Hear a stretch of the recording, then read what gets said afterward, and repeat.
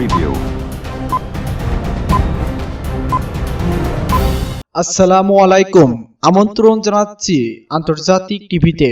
আপনাদের সাথে আছি আমি সেলিম রেজা। প্রথমে জানিয়ে দিব আমাদের হাতে পাওয়া সর্বশেষ আপডেটগুলো। জলসীমা দ্বিগুণ করবে গ্রিস, যুদ্ধের হুমকি তুরস্কের। অন্যদিকে ইমরান খানকে ক্ষমতা থেকে সরিয়ে দিতে চাচ্ছেন যুবরাজ। এদিকে কৃষ্ণ সাগরে মার্কিন বোমারু বিমানকে রুশ জঙ্গি বিমানের ধাওয়া। অপরদিকে নারী সৈন্যদের যে কারণে যুদ্ধে পাঠায় না ইসরায়েল। সর্বশেষ ইয়েমেনের দ্বীপে গোয়েন্দা ঘাঁটি বসাবে আমিরাত ও ইসরায়েল। দর্শক, এতক্ষণ শুনছিলেন সংবাদ শিরোনাম, এবার বিস্তারিত। আয়োনিয়ান সাগরে আঞ্চলিক জলসীমা দ্বিগুণ করার বিষয়ে গ্রিসকে সতর্ক করেছে তুরস্ক। এর জলসীমা 6 নটিক্যাল মাইল থেকে বাড়িয়ে 12 নটিক্যাল মাইল বৃদ্ধি করা হলে এটি যুদ্ধের কারণ হবে বলে তুর্কি পররাষ্ট্রমন্ত্রী মেভলুত কাভাশোগলু মন্তব্য করেন। এ খবর জানিয়েছে তুর্কি সংবাদ মাধ্যম ইয়েনি সাফার। শনিবার তুরস্কের পররাষ্ট্রমন্ত্রী গ্রিসকে সতর্ক করে বলেন, তারা এটা বাড়িয়ে 12 মাইল করতে পারেন না। কয়েক বছর আগে আমাদের সংসদ কর্তৃক গৃহীত সিদ্ধান্তটি বৈধ। এটি যুদ্ধের কারণ হতে পারে। ভূমধ্যসাগরে তেল গ্যাস অনুসন্ধান নিয়ে সাম্প্রতিক গ্রিস ও তুরস্কের সঙ্গে উত্তেজনা চলছে। এর মধ্যেই অ্যাথেন্সের এমন পদক্ষেপ নতুন করে উত্তেজনা বাড়িয়েছে। গ্রিসের একটি দৈনিকের প্রতিবেদনে গ্রিক প্রধানমন্ত্রী কিরিয়াকোস মিৎসোটাকিস উদ্ধৃতি দিয়ে বলা হয়, সরকার আয়োনিয়ান সাগরে ইটালির মুখোমুখি গ্রিসের আঞ্চলিক জলসীমা দ্বিগুণ করার একটি বিল জমা দেওয়ার পরিকল্পনা করছে। ভবিষ্যতে অন্যান্য সামুদ্রিক এলাকায় গ্রিস তার আঞ্চলিক জলসীমা বর্ধিত করবে। পূর্ব ভূমধ্যসাগরে গ্রিসকে ফ্রান্স সমর্থন করছে উল্লেখ করে কাভাশোগলু বলেন, ফ্রান্স ইউরোপীয় নেতৃত্ব দিয়ে খেলছে। ইউরোপীয় ইউনিয়ন ও ন্যাটোর বিরুদ্ধে ফ্রান্স নিরাপত্তা বাহিনী তৈরি করতে চায়। সম্প্রতি গ্রিস মিশর সামুদ্রিক চুক্তির বিষয়টিও তিনি উল্লেখ করে তুর্কি পররাষ্ট্রমন্ত্রী বলেন, এর আগেও গ্রিস মিশর ইসরায়েল ও গ্রিক সাইপ্রাসের সঙ্গে তুর্কি চুক্তি করেছিল। তারা রাজনৈতিকভাবে তুরস্কের বিরুদ্ধে এগোচ্ছে, কিন্তু সম্ভব না। তিনি বলেন, এটি আমাদের মহীসোপান এবং উভয় রাষ্ট্রের চুক্তি অনুমোদন আমাদের জন্য খুব বেশি পরিবর্তন ঘটবে না। অন্যদিকে ইমরান খানকে ক্ষমতা থেকে সরিয়ে দিতে চাচ্ছেন যুবরাজ।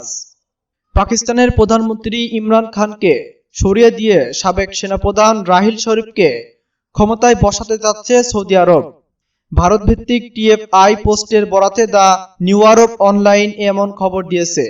সৌদি নেতৃত্বাধীন সন্ত্রাসের বিরুদ্ধে লড়াইয়ে ইসলামিক সামরিক জোটে কমান্ডারের দায়িত্ব পালন করছেন রাহিল শরীফ। তিনি রিয়াদের পছন্দনীয় প্রার্থী বলে খবরে দাবি করা হয়েছে। টিএফআই পোস্টে পাকিস্তানে অভ্যুত্থান আসন্ন। আরবরা যখন রাহিল শরীফকে সমর্থন দিচ্ছেন, ইমরান খান তখন কুরাইশিকে চীনে পাঠালেন। শিরোনামের প্রতিবেদনটি করছেন সানরির সিং রানহোত্রা নামের এক প্রতিবেদক। রিয়াদ ও ইসলামাবাদের মধ্যে ঐতিহাসিক বন্ধুত্বের সম্পর্ক থাকলেও কাশ্মীর সংকটে নিয়ে তা তিক্ততায় রূপ নিয়েছে। কাশ্মীরকে ভারতীয় ভূখণ্ড হিসাবে একীভূত করার পর দেশটির বিরুদ্ধে ব্যবস্থা নিতে ইসলামিক সহযোগিতা সংস্থাকে চাপ দিয়ে আসছে পাকিস্তান। সৌদি নেতৃত্বাধীন ওআইসির পররাষ্ট্রমন্ত্রীদের বৈঠক ডেকেও সফল হয়নি দক্ষিণ এশিয়ার দেশটি। পরবর্তীতে পাকিস্তানের পররাষ্ট্রমন্ত্রী শাহ মেহমুদ কুরেশির হুঁশিয়ারি দিয়ে বলেন, ওআইসিকে বাদ দিয়েই কাশ্মীর সংকটের সমাধানের চেষ্টা করা হবে। এতে পাকিস্তানকে $620 কোটি ঋণ ও তেল সরবরাহ বন্ধ করে দেয় সৌদি। এমনকি ইসলামাবাদকে $100 কোটি ফেরত দিতেও বাধ্য করা হয়েছে। উত্তেজনা কমাতে গত 17 আগস্ট সেনাপ্রধান কামার জাভেদ বাজওয়াকে সৌদি আরবে পাঠানো হয়। এমনকি কাশ্মীর ইস্যুতে ওআইসির ভূমিকার প্রশংসা করে বিবৃতিও দিয়েছে পাকিস্তান। এদিকে কৃষ্ণ সাগরে মার্কিন বোমারু বিমানকে রুশ জঙ্গি বিমানের ধাওয়া। দূরপাল্লার একটি বোমারু বিমানের গতিপথ আটকে দেওয়ায় রাশিয়ার বিরুদ্ধে আপেশদার আচরণের অভিযোগ করেছে যুক্তরাষ্ট্র। ইউরোপে মোতায়েন মার্কিন বিমান বাহিনী এক বিবৃতিতে বলছে, অনিরাপদ ও আপেশদারভাবে রাশিয়ার দুটি জঙ্গি বিমান যুক্তরাষ্ট্রের একটি দূরপাল্লার বোমারু বিমানের গতিপথ আটকে দিয়েছে। এতে বলা হয়, গত 28 আগস্ট কৃষ্ণ সাগরে আন্তর্জাতিক পানিসীমায় আকাশে মার্কিন বি-52 বোমারু বিমান নিয়মিত উড্ডয়নে ছিল। এ সময় রাশিয়ার দুটি SU-27 যুদ্ধ বিমান সেটির গতিপথ আটকে দেয়। ইউরোপে মোতায়েন মার্কিন বিমান বাহিনীর কমান্ডার জেনারেল জেফ হারিজিয়ানের বরাত দিয়ে বিবৃতিতে আরও বলা হয়, রাশিয়ার পাইলটরা একই উচ্চতায় বি-52 বিমানটির 100 ফিট দূরে চলে এসেছিলেন, যা তাদের আপেক্ষিক আচরণের বহিঃপ্রকাশ। বিষয়টিকে আন্তর্জাতিক বিমান চলাচল বিষয়ক আইনের পরিপন্থী উল্লেখ করে বলা হয়, এই ধরনের আচরণ মধ্য আকাশে সংঘর্ষের অপ্রয়োজনীয় আশঙ্কা বাড়িয়ে দেবে। অপরদিকে ইসরায়েল রাষ্ট্র প্রতিষ্ঠিত হওয়ার পর থেকেই বাধ্যতামূলকভাবে সৈন্য দলে নিয়োগ দেওয়া হতো নারীদের। প্রথম আরব ইসরায়েল যুদ্ধের সময় নারীরা সক্রিয়ভাবে অংশ নিয়েছিলেন যুদ্ধে। এরপর এই সুযোগ কেড়ে নেওয়া হয়, তাদেরকে শুধু প্রযুক্তিগত ও প্রশাসনিক পদে নিয়োগ দেওয়া শুরু করে ইসরায়েলি সরকার। ইসরায়েলি নারীরা অনেক গুরুত্বপূর্ণ কাজ করতেন দেশটির সেনাবাহিনীতে নিয়োগ পাওয়ার পর। তারা ক্যাডার হতে পারতেন, রান্নার কাজ করতে পারতেন, সামরিক বাহিনীর উচ্চ পর্যায়ে কাজ করতে পারতেন, গোয়েন্দা নজরদারি চালাতে পারতেন, সৈন্যদের পড়াশোনা ও শারীরিক প্রশিক্ষণের জন্য দায়িত্বশীল হতে পারতেন, অস্ত্র পরিচালনায় প্রশিক্ষক হতে পারতেন, যোগাযোগ ব্যবস্থায় কাজ করতে পারতেন এবং তারা নিরাপত্তা ক্যামেরাগুলো পর্যবেক্ষণ করতে পারতেন। সময়ের সঙ্গে বদলে গেছে অনেক কিছুই। ইসরায়েলি নারীবাদীরা যারা কেবল অধিকারের জন্য নয়, দায়বদ্ধতার জন্য লড়াই করে যাচ্ছেন, তারা অনেকবার ইসরায়েল ডিফেন্স ফোর্সের বিরুদ্ধে মামলা করেছেন। পুরুষরা দায়িত্ব পালন করতে পারেন এমন পদে নিয়োগ এবং সামরিক অভিযানে অংশ নেওয়ার দাবিতে তারা নানা কার্যক্রম চালিয়ে যান।